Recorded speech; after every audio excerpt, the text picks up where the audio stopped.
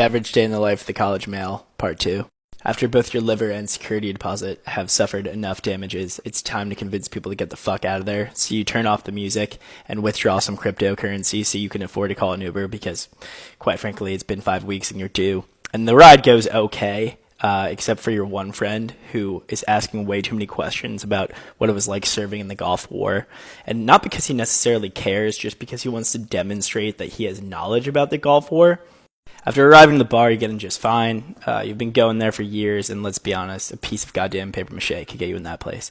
So you stand around for a few minutes, just checking out the scenes, checking out what you're going to do, and you decide to get a drink. And you're trying everything to get a drink. The classic big dick card wave. You also got looking for gaps, and you're Trent Richardson. You're not finding those holes. After waiting for fucking ever and spending way too much goddamn money, you get a double whiskey Coke.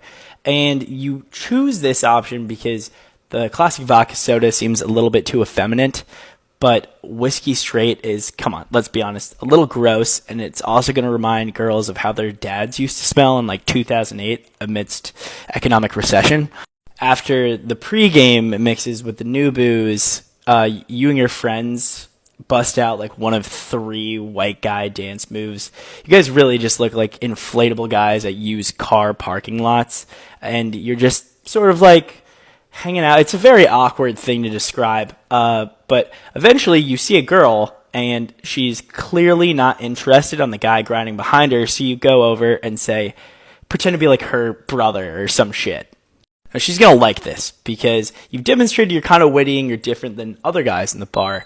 And you're trying to tell her, like, shitty jokes, but she can't really hear half of them because some kid that realized he was passionate about DJing amongst his parents' divorce has decided that he's going to play, like, Marshmello and Post Malone in some fusion remix that's terrible, super fucking loud. All indicators look good. You getting your arm touched, Snapchat username exchanged, everything's going pretty swimmingly. And then there's a problem with Becca, and it's always a girl named like Becca or like Alyssa or Sarah or some shit. And her other friend goes over saying they can't find her, she's not answering her phone, and you just end up lost, confused. You Uber home, you finish like 1/4 of lukewarm Four Loko and some barbecue Pringles, and you're just like sitting there depressed because probably was no Becca.